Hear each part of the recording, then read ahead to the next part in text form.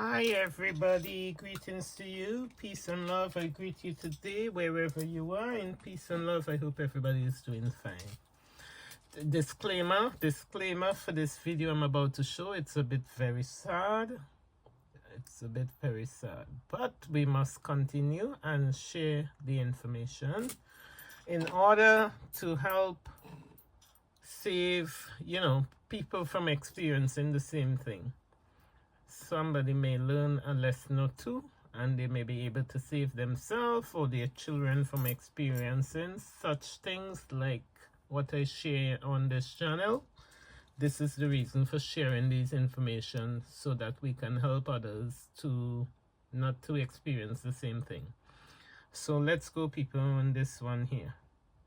I didn't want to talk about it in the first place because I feel so bad and ashamed of what has happened in my family. As you can see, from the time you said you have spent here, you have not seen my husband.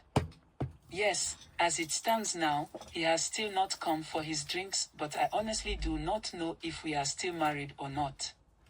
But what I know is that there was this message that was sent to me and my family that we can return the drinks because he doesn't see himself marrying me again.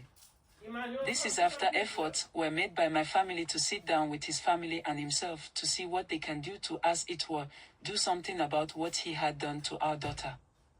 But the more we went to his family, the more he kept on telling us about how he doesn't see the need to come for us to sit on the matter. He will always call through his younger brother and tell us what he wanted to tell us. Okay, if you ask what he has really done to his own daughter, I will have to start by talking about how we used to live as husband and wife with our daughter. I have 2 children with him. That are both girls, and the person I am going to talk about is the first child. When we got married, my husband Maxwell was not this aggressive and intimidating. He had this soft and cool personality that was what attracted me to him in the first place. But somehow when we got married, he changed totally. He was not that loving and kind person again. This change, I must say that it didn't start right after we got married. You see, because he was an evangelist who was going out to places to spread the message of the gospel, he really was just very nice to be with. And he had this vision of having his own church and pastor the church. I supported him with all that I could during these periods of our lives, even when we were even not married. As a woman who loves her man, and you see that he is finding things difficult to do in terms of money. So when it happens like that, I will also give the little that I have to him, so that he will be okay. I had this provision shop that I was operating, so things were not that bad for me during these periods of our relationship. I am not saying this to suggest that he is a bad person or anything like that, but he has allowed greed, and the fact that he wants world to know him has consumed him completely. And because of that, he has done things that is very wrong for a husband and a father to do to his own daughter. It all started when he returned home on a day from a crusade that they went to, and this was outside of the town we were living back then. That is the next town before you people got to this place. And because our second born was barely 2 months old, I couldn't go with him to that program. Our firstborn too was getting to about 10 years by this time that I was talking about. You see, after our first child, it took long for me to be able to conceive again. That is how come they have such a huge gap between them. When he returned back home from that program, he was unusually quiet, and I didn't understand why. So I wanted to find out what happened back there. He didn't tell me anything for all those times. I wanted to find out what the issue was. I never knew that was where he met this pastor who had told him so many things about the kind of opportunities that is in the city. Going to the city as a man of God is not an issue, but he was told that he was not supposed to come over if he wanted to, with his wife and children. Because there are plenty of young ladies out there who have money and will be willing to support the pastors if only they are willing to also be having intimate relationships with them. So, when they see that you are married and all that, they try to walk away from you. So, he felt bad for marrying and having children at that time. This moodiness and quietness went on for a while, and he told me that he was traveling to the city. He said a friend that he had met at the program had invited him to come over for them to go meet one senior pastor in the city. I saw it as a good thing, and so he went to the city. That was the beginning of our problems in the marriage. When he went there at first, he was calling here and there, and I was also calling him. But in about a month later, he stopped calling and stopped answering my calls. The reason I didn't have any issues when he was there for over a month at first is that, an opportunity for him to break through in the work that he is doing. It's now free to sell on eBay. eBay, things people love. Sorry for that, folks. And I didn't want to come across as a nagging wife. In about 2 months later, he called me and apologized for all that he did. He tried to explain to me all that happened and the reason why he was not answering my calls. But I told him not to worry about it. The most important thing is that he said he was returning home. So he came just as he had told me. And he was extremely a happy person. I was so happy to finally get my husband back to me just as I knew him before we married. Little did I know that his coming back was more of an intentional and not because he saw the need as a husband to be with his family. He had an agenda which he needed to work towards it. After about a month that my husband returned, my daughter started distancing herself from him and always being in the room.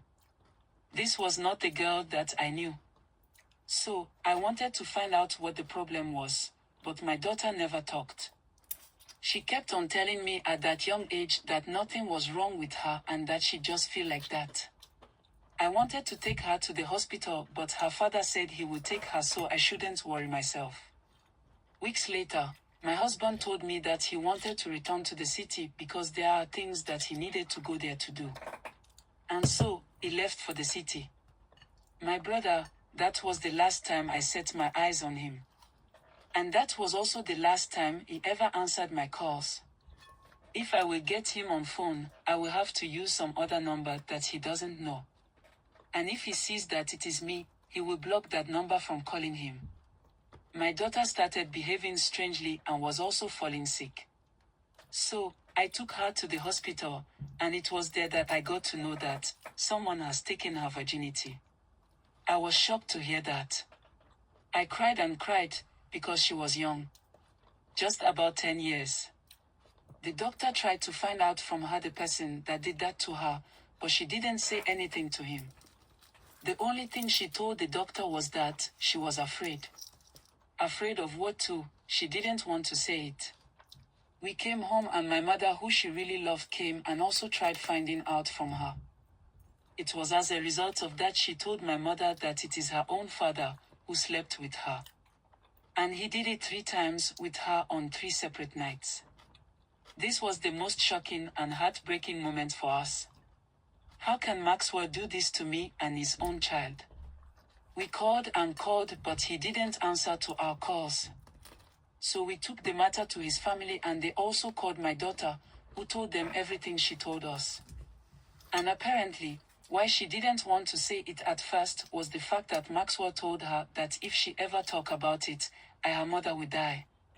And my daughter, will also later die the same way.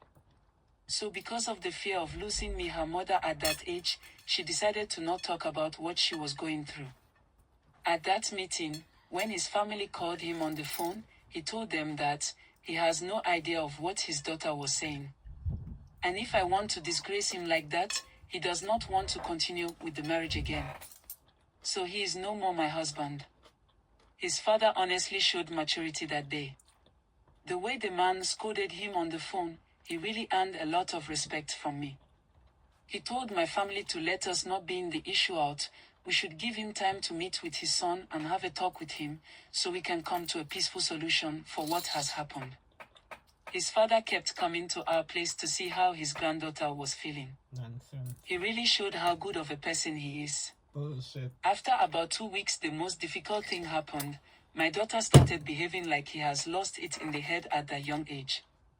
He was saying things that we couldn't understand and started tearing things just like that.